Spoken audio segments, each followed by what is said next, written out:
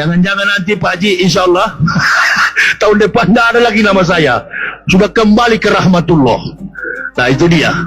Ibu bapak tak pikir takut saya begitu. Itu yang saya tunggu-tunggu. Lama sekali ya Allah. Lama sekali kau panggil saya mati. Lama sekali. Sampai bini saya bilang jangan berdoa-berdoa begitu Pak. Kenapa saya berdoa begitu? Istri saya tegur. Setiap kami minal laila fatahajat bihi. Tahajud malam itu doa saya. Kapan akhirnya aku dikubur ya Allah? Menangis saya. Dalam doa itu saya menangis. Baik, sahabat Asik Kaji, subhanallah, kami merinding ya ikhwah. Karena ini pernyataan yang kalau misalkan kita melihat sekarang, nampaknya Allah Subhanahu wa Ta'ala telah memperlihatkan bagaimana ijabah daripada Ustaz Yahya Wauloni ini.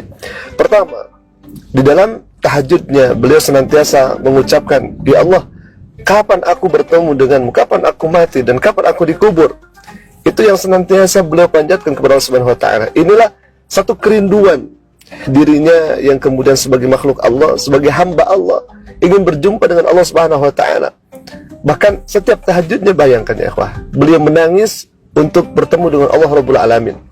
Ini tahun yang lalu ini. Jadi videonya tahun lalu kemudian viral kembali di media sosial untuk memperlihatkan kepada kita. Nampaknya kalau misalkan kita melihat di zaman sekarang, di hari ini, maka subhanallah, pernyataan Ustaz Yahya Wauloni di tahun yang lalu, ini kenyataannya ikhwah, di tahun ini, subhanallah. Dan kalau misalkan kita melihat hadis riwayat Muslim, di mana Nabi SAW bersabda itu, man ahabba liqa Allah, barang siapa yang sudah cinta, sudah rindu akan pertemuan dengan Allah Rabbul Alamin, maka ahabballahu liqa'ah, Allah pun juga rindu kepada hamba tersebut. Jadi kalau misalkan ada seorang hamba yang ingin berjumpa dengan Allah, yang ingin dirinya bertemu dengan Allah Rabbul Alamin, ya, jadi harapan terbesarnya ingin bertemu dan rindu kepada Allah Subhanahu wa Ta'ala, maka Allah pun rindu kepadanya.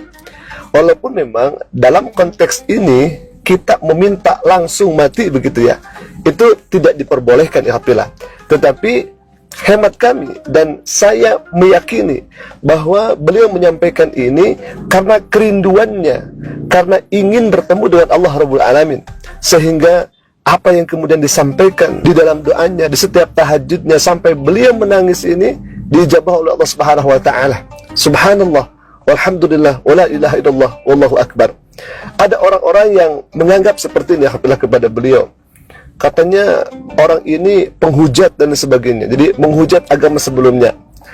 Kalau misalkan kita melihat sepak terjangnya daripada Ustaz Yahya Wauloni, memang kita melihat sebelum-sebelumnya itu beliau tegas menyampaikan kebenaran itu. Tetapi memang di sana ada dakwah-dakwah yang hemat kami itu tidak memiliki etik begitu ya. Atas kemudian dengan pernyataan seperti itu beliau pada akhirnya dipenjara.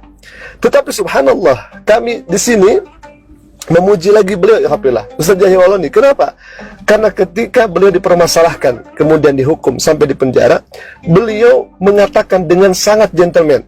Karena urutannya kan gini ya Alhamdulillah. Jadi sebelum Ustaz Yahya Wauloni ini dimasukkan ke penjara itu, sebelumnya yang masuk bui itu adalah MKC atau Cornelius Kostea. Jadi MKC ini masuk penjara lebih dulu karena menista agama, menista Nabi, menista Allah ya Alhamdulillah, menista Al-Quranul Karim, menafsirkan Al-Quran dengan begitu sangat serampangan, kira-kira seperti itu Alhamdulillah.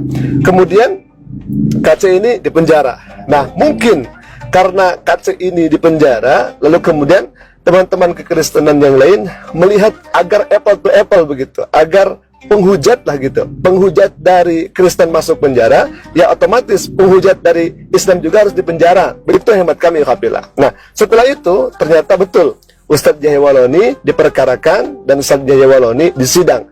Nah bedanya Alhamdulillah, bedanya Ustaz Yahya Wauloni dengan Cornelius Kostea ini, kalau Ustaz Yahya Wauloni tatkala di depan sidang itu, di depan hakim itu, gentleman meminta maaf karena kesalahan-kesalahan yang beliau buat.